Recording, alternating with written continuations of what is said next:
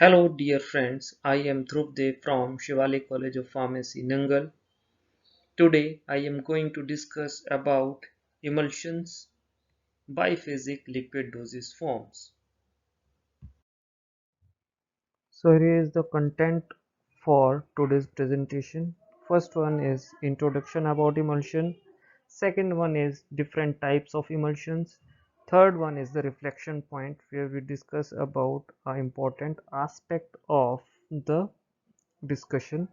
Then next is the thermodynamic concept, then emulsifying agents used in emulsion, then theories of emulsification, method of preparation of emulsion, and last is the outcome of this lecture.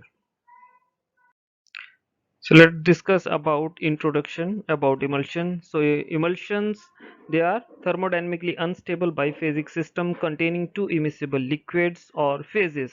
So which are made stabilized with the help of emulsifying agent. So from this definition, there are three basic points related to the emulsion. One are two phases and second is the emulsifying agent. So two phases are known as dispersed phase and the continuous phase. So dispersed phase, which is dispersed in the continuous phase and form the globules. Second is the continuous phase. The other phase which surrounds the dispersed phase is known as the continuous phase. And third is the emulsifying agent, which provides stability to the emulsion. And in case of the emulsion, the particle size or globule size ranges from 0.1 to 10 micrometer, and there are certain advantages of using the emulsions. First one, they mask the unpleasant taste or bitter taste of the drug. Second, they are economical, and third is they improve the bioavailability of the drug. So next is different types of emulsions. So basically there are two types of common emulsions. One is O by W type emulsion and second is a W by O type.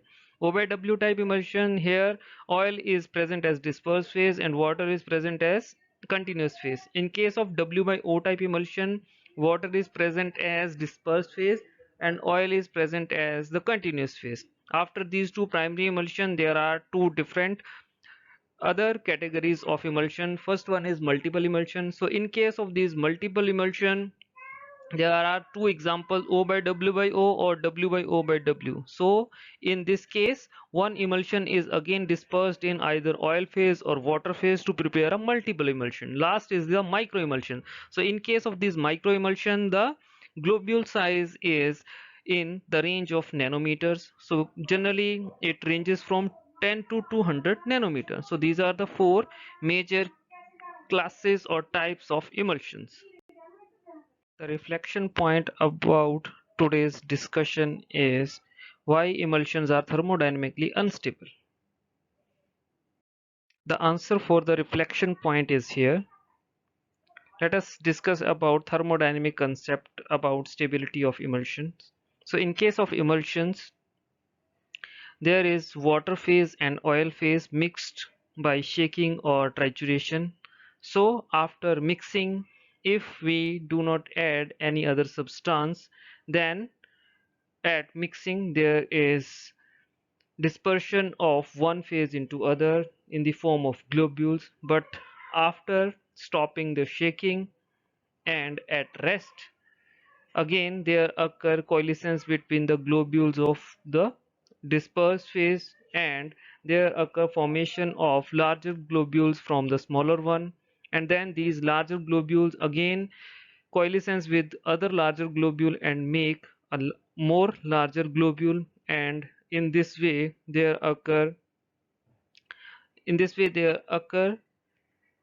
separation of two phases. So the concept is here, when shaken one phase dispersed as globule into other, there occur size reduction in globules and ultimately there is increase in surface area and surface free energy. As the surface free energy of the system increases, the system becomes more and more thermodynamically unstable, and ultimately there occur coalescence between the globules of the dispersed phase and the phase starts separating from each other to make the system again thermodynamically stable. So there is one equation that governs this thermodynamic stability, that is delta G is equal to delta A multiplied by gamma, where delta G is surface free energy, delta A is increase in area, and gamma is the surface tension. So as this equation indicate, as we increase the delta A, there is increase in delta G. So as the surface area increases, the system becomes more and more thermodynamically unstable. So for making this system thermodynamically stable, we have to add a, a substance which decreases the second factor, that is gamma, that is the interfacial tension between the two phases. So in this there is formation of a stable suspension emulsion by using a emulsifying agent.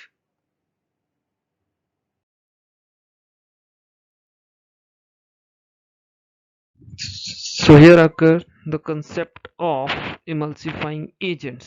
So emulsifying agents prevents the coalescence by reducing the surface free energy of the globules. So there are different categories of emulsifying agents. They ranges from natural, semi-synthetic, synthetic, and miscellaneous. So in case of the natural type of emulsifying agents, the examples are gum acacia, tragagan, pectin, starch, etc. In case of the semi-synthetic type of emulsifying agent, examples are sodium CMC, methyl cellulose, carboxymethyl cellulose. Then in case of the synthetic, they are generally surfactants. So there are three broad categories of surfactant that can be used as emulsifying agent. First one is anionic type of surfactant. Examples are soaps. Then cationic type of surfactant. Examples are quaternary ammonium salt. And third is the non-ionic type of surfactant.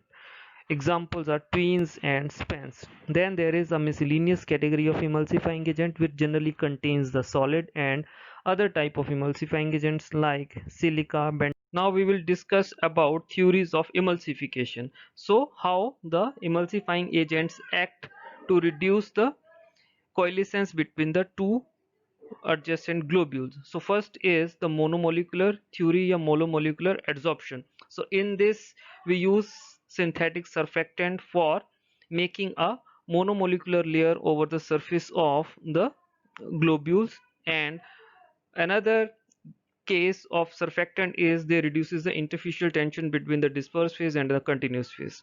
So by making a monomolecular layer, they can reduce or inhibit the coalescence between the globules, as mono surfactants are there having hydrophilic as well as lipophilic nature, so O by W and W by O emulsion can be prepared by them. Second is a multimolecular adsorption. So in this we use hydrocolloids as emulsifying agent. Examples are acacia and tragacanth. So they form a multi-layer strong coating over the dispersed globule and make them more and more stable. So generally emulsion prepared by this type of hydrocolloids are O by W because of their hydrophilic nature. Third is solid particle adsorption. So in this, the adsorbing material like silica, bentonite, clays are generally used, which get adsorbed on the surface of the globule in fine particle film and prevent the coalescence between the particle. So O by W as well as W by O type emulsion can be prepared by them. After understanding various theoretical aspects related to emulsions, let us now discuss about various types of methods for preparation of emulsion. So, methods of preparation for emulsions are divided into two categories. First, small scale method, also known as laboratory methods. In this, we generally use pestle and mortar for the formulation of emulsion. Main method used for small scale are wet gum method, dry gum method, and bottle method.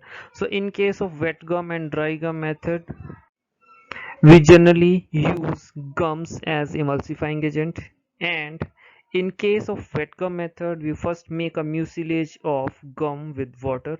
Then the oil is added dropwise into this mucilage until formulation of emulsion.